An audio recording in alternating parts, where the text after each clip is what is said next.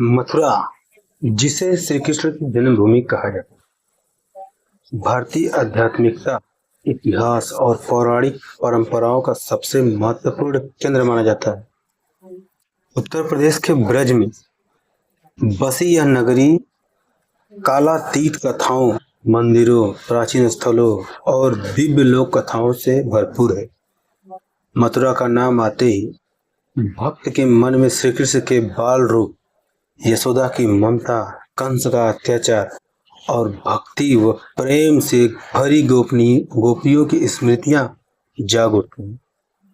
पुराणों में वर्णित कथाओं के अनुसार मथुरा की स्थापना शत्रुघ्न ने की थी, जो भगवान राम के छोटे भाई थे।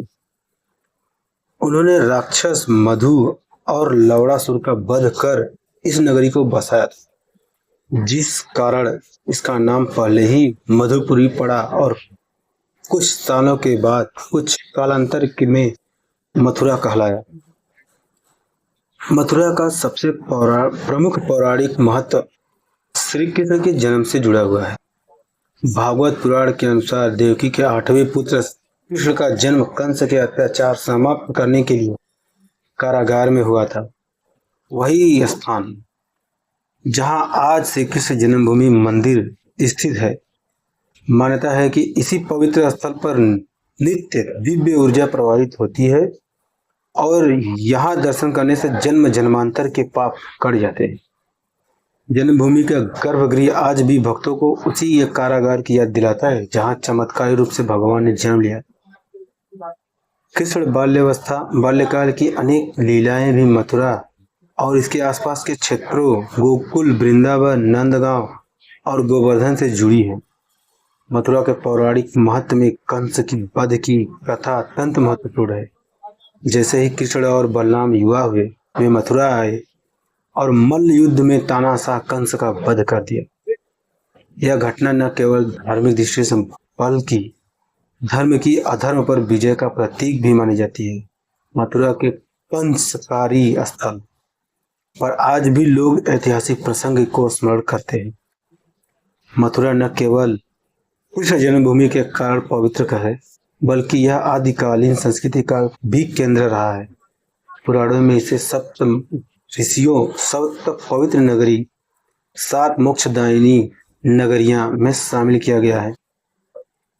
जैसे काशी, अयोध्या, हरिद्वार, उज्जैन, द्वारका, कांची और मथुरा माना जाता है कि यहाँ एक बार दर्शन करने मात्र से मनुष्य को मोक्ष की प्राप्ति हो सकती है। मथुरा में स्थित यमुना नदी भी पौराणिक दृष्टि से अत्यंत महत्वपूर्ण माना जाता है। यमराज की बहन यमुना के दर्शन और स्नान से मनुष्य के जीवन में पापों का क्षय हो जाता है। कृष्ण का बचपन यमुना तट पर बिताया गया। यहाँ इन्होंने कालिया नाग का दमन किया, जिससे यह स्थल अत्यंत पवित्र माना जाता है। आज भी भक्त यमुना स्नान को पुण्यदायी मानते हैं। मथुरा का महत्व यहाँ की संस्कृति से ही भी झलकता है। यहाँ का होली महोत्सव, लट्ठमार होली, कृष्ण जन्माष्टमी, रासलीला और दीपदान देश विदेश के लाखों श्रद्धालुओं को आकर्षित करते हैं। मथुरा की रासलीलाएं हिंदू संस्कृति के दिव्य प्रेम और भक्ति आध्यात्मिकता आनंद की प्रतीक है। यह केवल नृत्य नहीं, बल्कि कृष्ण और राधा का एक प्रेम का दिव्य संदेश है।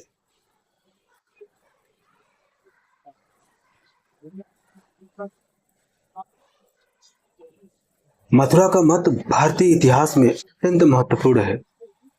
मौर्य काल, शंकु काल, कुषाण शासन, गुप्त वंश, मध्यकालीन राजवंशों में यहाँ शासन किया।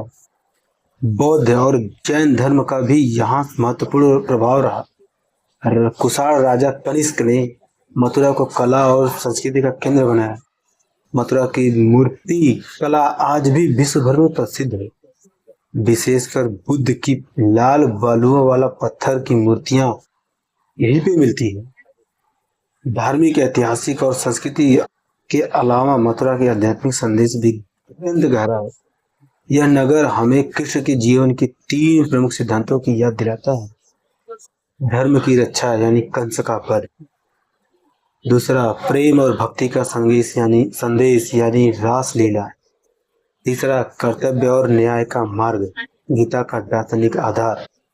आज भी भक्त मथुरा में आकर यह अनुभव करते हैं कि यह स्थान केवल शहर नहीं बल्कि प्रेम आध्यात्मिकता का जीवंत तीर्थ है। इसकी गलियां कृष्ण नाम से गूंजती हैं, मंदिरों की घंटियां अद्भुत शांति प्रदान करती हैं और यमुना के तट पर बैठकर आत्मिक आनंद की अनुभूति होती है।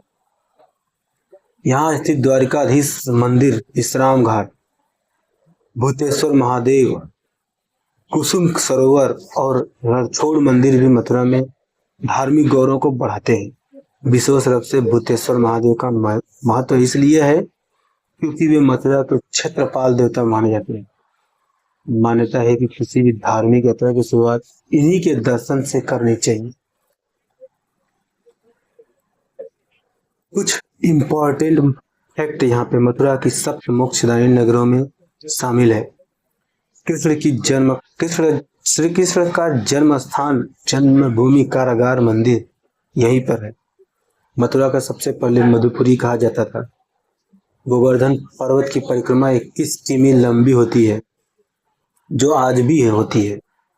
विश्राम घाट को 84 घाटों में सबसे प्रमुख माना जाता है। मथुरा की मूर्तिकला विश्व की प्राचीनतम कला शैलियों में एक है। यमुना नदी का पौराणिक संबंध यमराज जी की बहन से है। तो दोस्तों, कुछ रहा मथुरा का इस तरीके से पौराणिक कथा। आपको कैसा लगा आप कमेंट करके बताइए।